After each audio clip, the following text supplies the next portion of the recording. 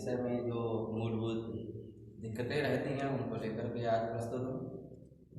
सभी के दिमाग में आता है ये अर्थशास्त्र विषय क्या है, अर्थशास्त्र की उत्पत्ति कहाँ से हुई है। ज़्यादातर लोगों के समझ में रहता है या पढ़ाया जाता है, बताया जाता है ये धन का विज्ञान है, ये सच है। लेकिन ये विषय की आवश्यकता क्यों पड़ी, या कहें ये सब्जेक्ट क्यों आया, और भी विषय थे, इसकी आवश्यकता ऐसा क्यों रहा।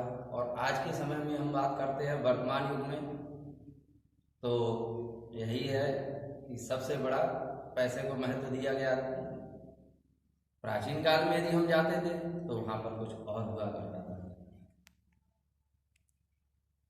इन्हीं सब बिंदुओं को लेकर के अर्थशास्त्र का जो आधार कहा गया है, आखिर यह विषय का जनक कौन था, अर्थशास्त्र बना कहाँ से, और इस समाज में, इस दुनिया में, आज की डेट में देशों की जो अर्थव्यवस्थाएं हैं, व्यक्ति की जो एक आवश्यकताएं हैं, वो सभी पैसों से पूर्ति होती है। उनके विषय पर हम थोड़ा विचार विमर्श करेंगे।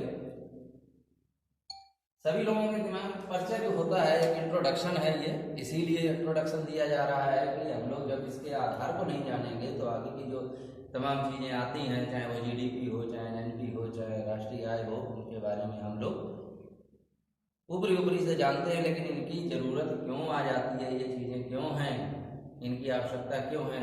लॉकडाउन की यदि हम बात करते हैं तो क्या दुनिया चल नहीं रही है, व्यापार ही तो बंद है, लोगों के पास पैसा है लेकिन कार्य कर रहे हैं, लेकिन पैसा क्या चीज़ है, वो चीज़ बनकर के आती है, उनके बारे में थोड़ा डिस्कस करेंगे। पहले तो उत्पत्ति जो है, ये अर्थशास्त्र जो शब्द है वो कहाँ से आया, ये ग्रीक शब्द है, ग्रीक भाषा से लिया गया है। वो दो शब्द है, ओपियोस और तथा नोमी। इनका जो अर्थ होता है घर की अर्थव्यवस्था करना, यानी कि एक छोटी इकाई के रूप में बात किया जाता है समाज में। जैसे वो सबसे छोटी इकाई व्यक्ति होता है, उसके बाद परिवार होता है, और परिवार जो है उससे घर बनता है। तो एक जो घर है उसकी उत्पत्ति या कहें उसकी जो व्यवस्था है, उसमें जो है तीन चीजें आती हैं। वो है नंबर एक, जो मूलभूत आवश्यकताओं में होती है हमारा आपकी सभी की, वो एक है रोटी, दूसरा है कपड़ा, और तीसरा घर का तो मकान है ही।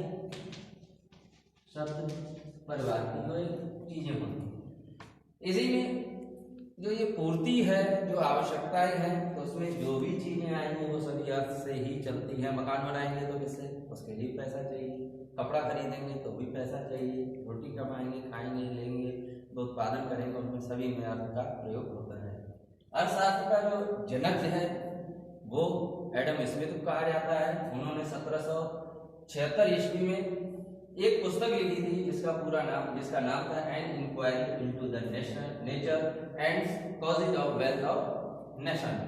हिंदी में इसका नाम है राष्ट्रों की संपत्ति के स्वभाव और कारणों की खोज। राष्ट्रों की जो संपत्ति है, देश है हमारा भारत वर्ष, उसकी जो संपत्ति है, चल संपत्ति, अचल संपत्ति, चाहे वो प्राकृतिक संपदाएं हो चाहे भौतिक संपदा हो, उनको। और हम यदि बात करते क्या इससे पहले अर्थशास्त्र नहीं था? 1776 की बात हो रही है, था किस रूप में था? ये तो है आधुनिक अर्थशास्त्र, जो मैंने अभी आपको बताया है, ये है आधुनिक अर्थशास्त्र, मॉडर्न। लेकिन ये प्राचीन युग की यदि हम बात करते हैं, क्या उस समय नहीं था? वेदों में है, 4 वेद हैं हिंदू शास्त्रों में, उनमें भी वर्णन है। 4 पुरुषार्थ कहे गए हैं, उनमें 4 पुरुषार्थ, धर्म और अर्थ, काम और मोक्ष का है। तो उसमें जो अर्थ है, यानी कहीं ना कहीं प्रदर्शित होता है कि हाँ प्राचीन काल में भी अर्थ था। अर्थ मतलब धन, धन पैसा, चाहे वो धन की देवी के रूप में नाम दिया गया हो, चाहे मुद्रा के रूप में। अगला आती है तो इसी में ही वेद जो है, 4 वेद है, उसमें एक अपना अथर्ववेद आता है, उसमें भी है आर्थिक क्रियाओं के बारे में वर्णन किया गया है या बताया गया है। मनुष्य की आर्थिक क्रियाओं का अध्ययन इसमें कराया गया, बताया गया है। पहले प्राचीन काल में व्यापार कैसे होता था, कुछ लोगों के दिमाग में आता है।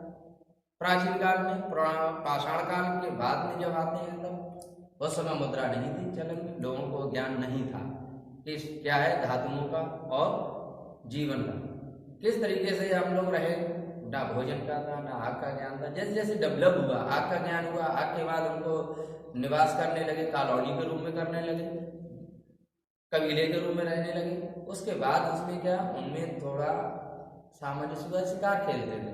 एक उदाहरण है, कभी मिला कभी नहीं मिला, मौके हैं तो एक दूसरे से आदान प्रदान शुरू हुआ कि भाई जैसे आज डेट में कई लोग अभावग्रस्त हैं तो एक दूसरे की मदद करते हैं, तो एक लिमिट तक मदद हुई, लेकिन फिर क्या हुआ, उसकी भी एक सीमा थी। फिर वो आदान प्रदान होने लगा कि आज मैं दे रहा हूँ तो उसकी कुछ कीमत ले रहे हैं, चाहे वो भोजन के रूप में हो। वस्त्र थे नहीं, खालों का छालों का इनका प्रयोग पत्तों का करते थे, धीरे डेवलप हुए और आगे जीवन चला। ये सब क्रम चलता चला आया और जो आज की डेट में जब उनको धातुओं का ज्ञान हुआ, हथियार बनाए उनसे फिर उन्होंने आदान प्रदान, उसका भी एक मुद्रा के रूप में चलन हुआ कि हमारे पास पैसा है आज की डेट में तो हम उसे कन्वर्ट करते हैं, यानी कि एक्सचेंज करते हैं। अनाज ले आए, अपने जो भी दवाइयाँ हैं वो लेकर के आते। पुरानी समय में, प्राचीन काल में ऐसा नहीं था। प्राचीन मतलब पाषाण काल में या उस समय जब मुद्रा का चलन नहीं था तो वो चीजें एक्सचेंज हुआ करती थी कि हमारे पास भोजन है, आपके पास हथियार नहीं है, या जो उन्होंने जो चीज पत्थर, एक नुकीला पत्थर ढूंढ रखा है, या कहें धातु के कुल्हाड़ी बना रखी है, जो कुछ भी जिसका उसके पास अभाव है, तो वो लेकर के एक दूसरे से एक्सचेंज कर रहे थे। यहाँ पर आया विनिमय शब्द, इंग्लिश शब्द, हिंदी शब्द है विनिमय, इंग्लिश में एक्सचेंज। यहीं से धीरे धीरे चलन हुआ धातुओं का, तांबा हुआ, लोहा हुआ, उनसे मुद्राएं बनी। तो उन्होंने कि भाई ये ना लेकर के उनको फिर ये मुद्रा के रूप में धीरे धीरे जन्म होते आया। और बाद में आज की डेट में हम आप लोग करेंसी जिसे हम लोग कहते हैं पत्र मुद्रा, यानी कि कागजी मुद्रा का। लेकिन इससे पहले ये तो प्राचीन बात रही थी। मनुष्य की आर्थिक क्रियाएं हैं, उनका अध्ययन क्या होता है, आर्थिक क्रियाएं हैं क्या, उनमें जो होती है पहले है समस्याएं, जो है उनकी विशेषताएं, आवश्यकता है, जो समस्याएं हैं उनकी क्या है। पहली जो है सबसे बड़ी आती है वो है आवश्यकता। हमारी जरूरत क्या है किसी चीज के लिए, आवश्यकता आविष्कार की जननी है। हमेशा आविष्कार हुए, जिस चीज की हमें आवश्यकता लगी हमने से मतलब मनुष्य ने, और उसका आविष्कार करने की कोशिश की और उसमें सफल हुआ। उसको सोच भी थी कुछ कि भाई कुछ नया बनाया जाए, ये भी है। और प्लस दूसरी चीज थी जरूरत, जिस चीज की जो आवश्यकता हुई उसके लिए फिर दूसरी आती है समस्या, जो है आर्थिक समस्या आई है, साधन, उसके लिए कुछ ना कुछ प्रयत्न किए गए, साधन ढूंढे गए। वही क्रम आगे चला, चलते चलते आज के युग में हम लोग पहुंचे हैं। बहुत